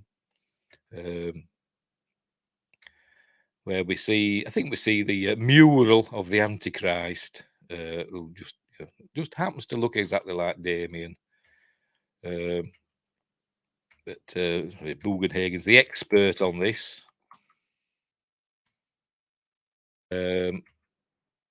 So here we go. So he's going to give him these daggers that he's got. There we go. There's the 7 daggers that have to be used to kill the Antichrist. They've got to stab him in a certain way. You can't just kill him. Well, they can, but they've got to place the daggers in a certain way. I don't know, for them to have an effect. So gives them them. Is it this one? Is it this one? Is it Damien? Is it Omen 2? Damien Omen 2, where we see the mural. We'll just keep clicking and we'll find out, because he's giving him these daggers. No, it must be Omen 2 where we see. Yeah, all kids up to age of 7 look like Damien, I suppose, so if they've got dark hair. By the way, Harvey Stevens had blondish hair. So they use shoe polish or something to make his hair dark and put bloody contact lenses in. He must have had blue eyes or something. Put contact lenses in. Poor kid. I couldn't wear contact lenses now and I'm nearly a pensioner. Bloody hell. Anyway, so he's a bit cross. Is Robert, is now saying he can't kill a child. He wants. I don't know what he expected, but he expects me to kill him, a child. I won't do it, and he throws the knives away. That's what I'm saying. I won't do it. So, for God's sake, too far. Throws the knives away, and Jennings says he goes after him, and he says, "Well, if you won't do it, I will." Meanwhile, this fella gets out of his truck, and the handbrake pops off, as we'll see. There we go. Did it pop off just accidentally, or is it the forces of darkness at work? Anyway, as Jennings is picking up all the knives, which have scattered a little bit just behind this truck, we see it start to roll back. Obviously, the driver's sodded off and not noticed. I was going to say Italians, but they're in Jerusalem now, aren't they? Anyway, it's rolling back. Jennings is oblivious to what's going on, and it hits that bits of wood. Here we go. This is the big part of the film, isn't it? This is the big death. Because remember the days, as I said earlier, when a film had one big, set piece. That's the phrase I'm thinking of. One big set piece death, and this is the one for this film. It's tame. It's tame by today's comparisons, but at the time, it was a big thing because you didn't see a lot of stuff like this going on. But the glass comes off, and there we go, fake head and the fake body. But it does the job. There we go, through the window. Cool. Then the head is still spinning. Look, and it comes to rest up on the ground. It looks very fake, I must admit, when we see it. There we go. Nothing, doesn't look great. But apparently David Warner wouldn't look at it. They wouldn't look at his fake decapitated head. Richard Donner says he used to drive around with it in his car. what is it with filmmakers driving around with these hideous things in the cars? The Exorcist, they used to drive around with that puppet of Regan, didn't they? That heads used to spin. Used to drive around with that, didn't they? Anyway, didn't the remake really drag out this scene? Asks Wingris. I can't remember. I've seen it. It's the one with is it Liev Schreiber? I used to pronounce it Liev Schreiber, but I've been told it's Liev Schreiber, and I can't remember her name. Different Born Identity. Anyway, yeah, that one in it. But I can't remember. I've seen it once. Directed by John Moore, whose films I usually like. So I didn't hate it. It was fine. Not as good as this though. But I can't remember. I can't remember what happened in it. To be honest, Win Grace, if they really did drag it out. But originally, it was supposed to drop down. The glass was supposed to drop down from the building above. And as Jennings bent over to pick up the daggers, it had, sliced through his neck and chop his head off that way. But apparently, the effects man, they couldn't get it right. They couldn't work it out how to do it. They'd been dropping the glass, off, wires and stuff. But they couldn't work it out. So they eventually, he said, I can do it, the way they've done it, coming off the back of a wagon. And that's how they did it. But originally it was supposed to be vertical, not horizontal. Joshua Kanapke says, Liev Schreiber is awesome. He was the bomb in Phantoms. Yeah, we're good in that one, Phantoms. That's a film that doesn't get enough credit. Peter O'Toole and him that was the bomb in Phantoms. I forgot his bloody name. Batman. Me and names. But yeah, it's good as Phantoms. I like that. The bomb in Phantoms. You were the bomb in Phantoms. God, what's his name? Come on, chat. Ben Affleck. Oh, God, we got there. Ben Affleck. Yes, Affleck. Yeah. Did you know, originally, Ben Affleck's name, when his family arrived, I think from Ireland back in the day, it was originally spelt something like, Haughleck or whatever. But when they arrived at, I don't know, is it Rikers Island or whatever? I don't know where they arrived at. Back in the day, on the boat, and they said, "What's your name?" And they went, Affleck, or whatever. And they just wrote it phonetically, and that's how it was ever since then. Bit of trivia for you there about Ben Affleck. Anyway, back to the film. Right, so that's another one. Bites the dust. Doodle doo doo doo doo doo doo doo. Obviously, Robert's horrified, but he's not too horrified that it doesn't go over there, pick up the daggers. Ellis Island, that's it. Yeah, Rikers a prison, isn't it? Yeah. Ellis Island, that's it. At least I didn't say Sing Sing. I know Sing Sing's a prison. Right, so there we go. So he's chartered himself a private jet by the looks of it. He's got the daggers. As we'll see in a moment. Presume, this will mean, he doesn't have to go through customs. He's the ambassador after all, isn't he? And it'll be, diplomatic immunity, diplomatic bag. This is a UFO that's landing outside or something. It looks like it, doesn't it? So he arrives back home with the daggers. Have I missed a bit? I think I might have missed a bit earlier on. I think where he sees the 666, unless it's this bit. It could be on this bit, I don't know. There's a bit in there where he cuts some of Damien's hair and we sees the 666 birthmark on his head. But it could be this bit. But anyways, back home. Is he going up to check on Damien? Let's have a look. I missed it. Dog's there, look, lurking. He's hiding from the dog. He lures it downstairs. There we go. And he locks it downstairs in the cellar. And he goes up to Damien. Is it this bit where he checks Damien's hair? Could be. So let's look at earlier. Just be home to get dinner started and done. Who's that? What? Eh? Is that message for us, Damien? Joshua? Anyway. He could be checking Damien's hair here. Yes, he has. He got some scissors in his hand. Yes, it's this bit. I thought I'd missed it. I thought it were earlier on. So he checks Damien's head. There we go. And he finds the 666 in his, on his scalp. I presume I've gone too far. I probably have. With me. Won't go back. Play it. Wait, make sure. Just better make sure we're still going on to. Yes, still says excellent connection there. We're still going on Rumble. Yes, we are. No live chats on Rumble yet. There's been a message though. Speaking of Friday nights, my favourite F word. Ha ha ha, says Woofius. Anyway, what's happening on Twitch? No messages on Twitch, and I bet no buggers watching either. No, one. This is probably me. Hey. Oops, daughter instructions. Very good. Is she watching as well? Well, welcome Joshua's daughter. Hope you like the film. Apparently you loved it as a kid. Is it the same daughter? Anyway, so what we're doing? Right, it's checking this this birthmark, isn't it? Come on, get on with it. Get on with it, man.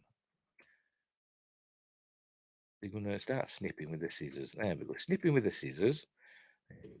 And then he has a look and it reveals, here we go, it's revealing the 666. And I'm sure the choir's warming up. Better pause it again.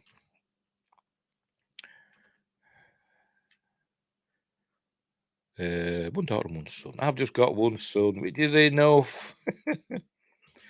Still snipping away. Come on, show us. See, if I skip it, it'll be too bloody far.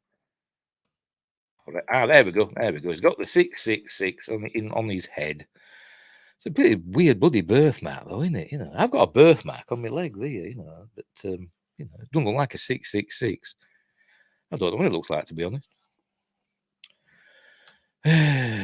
Anyway, so now we know that Damien's, you know, the Antichrist. Does that mean? Yeah, it could be 999, couldn't it? It could be the police or other emergency services. What we're going to say. So does that mean Patrick Troughton was the Antichrist as well? Father Brennan, not Patrick Troughton. Don't know. Did all the others? Did Father Spiletto have a 666 as well somewhere on his person?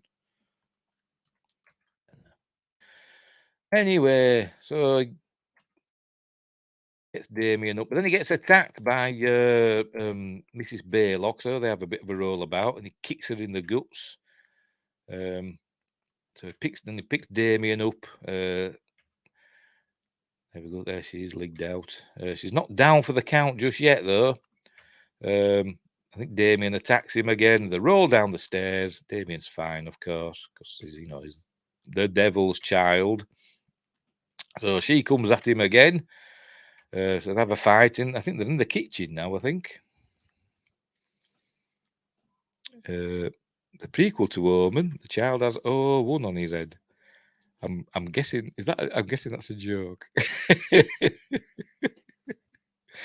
Oh dear. I hope it is. I don't know. Has there been a prequel to the Omen? Don't tease me. Anyway, they're having a roll about and fighting. He picks up some utensil that's come out of a cupboard and he stabs her in the neck with it. Is it? I don't know what it is, to be honest. There we go.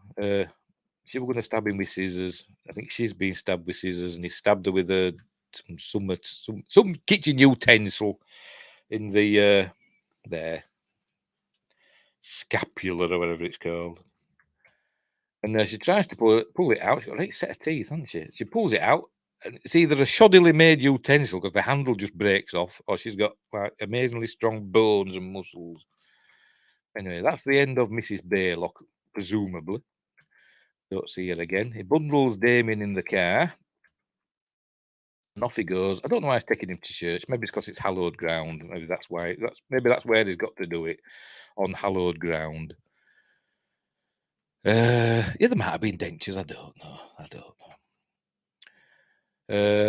So he drives through the police cordon, and because obviously there's always police because it's the ambassador's residence. So they start chasing him, and then this fella, sort of probably a police inspector, I should imagine, gets a call that's a diplomatic incident going on. So they set off in their Range Rover. The other policeman were hot on the heels in his Austin Allegro, or all aggro as we used to call them. So anyway, so they're all there, and he's got to church, and he's going to stab Damien. There we go. He's got Damien to church. The same church we saw earlier. I don't know. That was Guildford Cathedral, wasn't it? I don't know if it is or not. So he's going to stab him. He says, "Lord, give me strength," and the police arrive. Says, "Stop! Or I'll shoot." And he raises the knife up. So then the gunshot goes off. They've got a slow motion bullet comes out of the gun. That's the end of Robert Thorne, the ambassador to Great Britain, American ambassador to Great Britain. So that's that. Then we cut to there we go. An American, a funeral. Are we in America now? Is this at Arlington? I presume it is. I presume it's Arlington. It's these two. There's one for Robert and there's one for Kathy.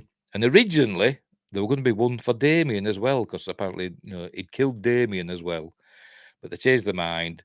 Maybe they're still. I think they're still. Maybe they filmed it, but then Richard Donner says he was at dinner with Alan Ladd Jr., the head of 20th Century Fox at the time. Sorry, Wayne Grace. It was at this moment that police in horror movies became cursed to uselessness. No, well, they didn't, did they? They took him out. But originally, the original, I think as they filmed it as well, there's three coffins there, and one of them's for Damien. But afterwards, Richard Donner was at a dinner with Alan Ladd Jr., and Alan Ladd Jr. says, "What if, probably did a Kathy Kennedy, he did a Kathy Kennedy, what if Damien lives?" Richard Donner says, "Oh, yeah, of course, brilliant. Give us some more money for a few reshoots." So they did, and they reshot the end. So let's... wrong bloody thing again. Hang on, let me get rid of that. Pressing wrong buttons. See, the cutaway before we saw there were three coffins. Anyway, the American flag at half-mast. Or maybe they must have reshot this because there's no three coffins, is there? Unless it were there, I don't know.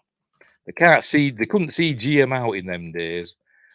Anyway, so it's just Gregory Peck and Kathy that have passed on. They do the folding of the flag, which always impresses me. Do we have a similar thing in the UK? That we've folded up a British flag? I don't think we do, but I don't know. Could be wrong. But it's always cool. The folded American flag. And the crowd disperses, and now then, I'm not sure who this fella is that's here. That's with who we'll see in a moment. Just a minute. I'm gonna have to put. Right, just bear with me. Just bear with me. I'm gonna just listen a minute. Yeah, you might hear it. I don't know because I've removed it, but you still might pick up the audio. So just bear with me. Oh, it is Mr. President. Yes, it is. Yes, it is the president. The president of them there United States. That's who it is. So he's there. This fella says, Mr. President, the car's over there when you're ready. I was confused because in the making of, Richard Donner says he was the ambassador. So I thought he's the new ambassador to Great Britain or something, taking over. But this fella here says he's the president. Anyway. Omen 2, another trauma. Didn't that one have an elevator scene? Yeah, that was the big scene in Omen 2, wasn't it? The elevator. They had the scene earlier with the woman and the crows, didn't they? The crows got her and she got hit by a truck. And the big set piece death in it was the elevator scene where he gets cut in half, wasn't it? It's good as that one. It's good as Omen 2. Damien Omen 2. Starring William Holden as Robert Thorne's brother. but I can't remember his name. Yeah. Anyway, so we find out here that mate Damien is now temporarily in the care of the president, and there we go. He turns round and smiles. Oh, I forgot to mute it again, didn't I? Never mind, be right. Turns round and he smiles at camera. There goes little sod. But apparently Richard Donner were there. He said, Harvey, turn round and don't you dare smile at this camera. Because he wanted him to, and so he kept saying and pointing his finger at him. So Harvey, being a little shit, promptly burst into a big beaming smile, which is what they wanted. And that's the end. That's the end. That's how it ends. The Omen. There we go. And then we got the quote from Revelation. Here is wisdom. Let him that hath understanding. I was from Iron Maiden. Reckon the number of the beast, for it is a human number. Its number is 666. I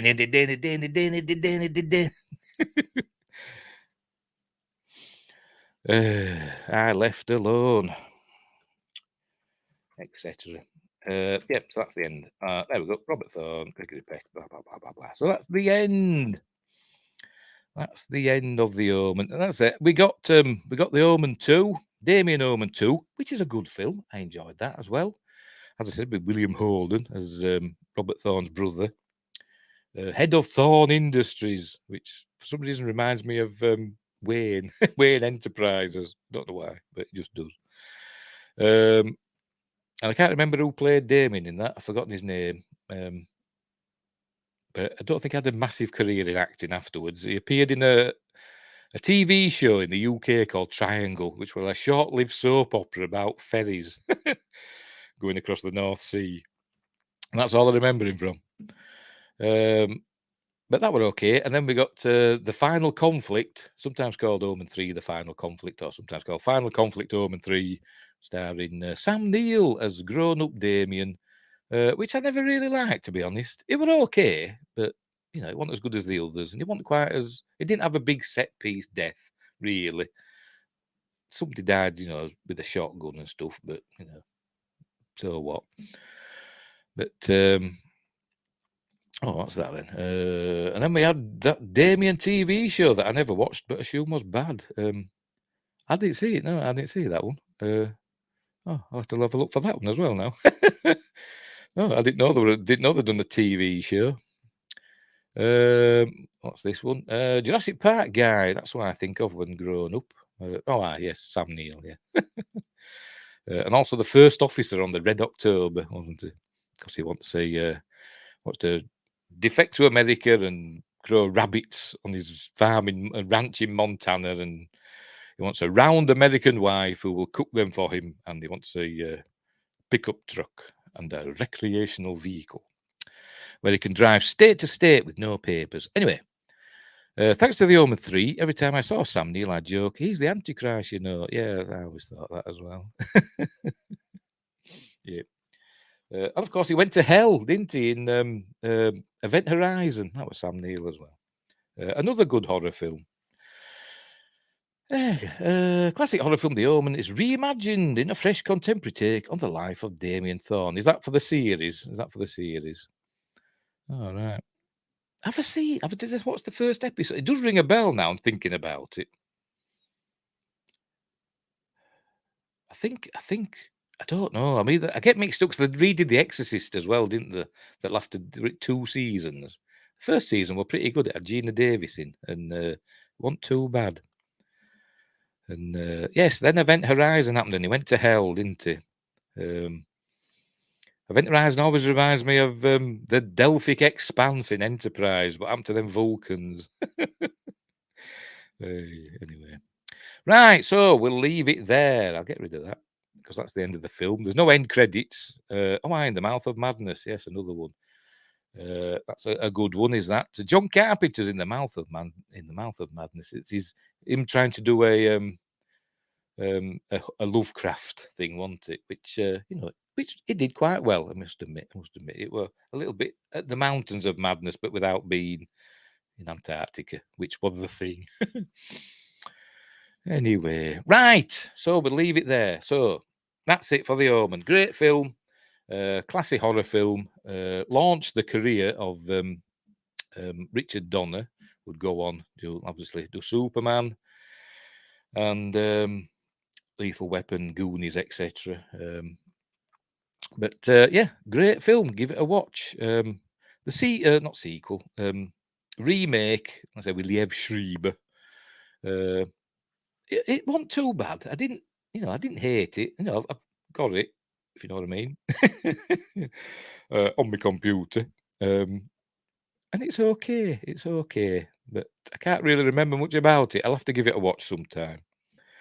But we'll leave it there. Right. So next up is Monday. Well, there'll be my news thing, my geeky news stuff on my news roundup on Sunday. Then on Monday, it's the Monday Moan. Hang on. The First Omen is an upcoming American horror film directed by Acacia Stevenson and written by Stevenson and Tim Smith. It serves as a prequel to The Omen. Oh, God. So somebody with 001 on their head.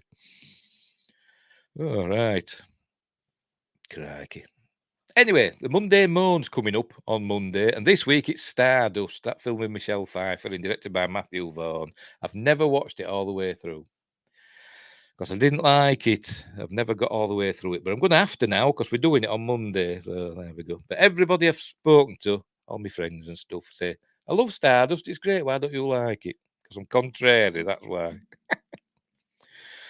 Right, so we'll leave it there. So thanks, Win Grace, thanks, Joshua, thanks, Ottercar, and thanks, I forgot, who was it, RD, the mysterious RD, where's he gone? There he is, who asked about donation buttons and me cap. I say, I haven't got any merch. I did try to set up a Spreadshirt account, so with that T-shirts with this logo on and that.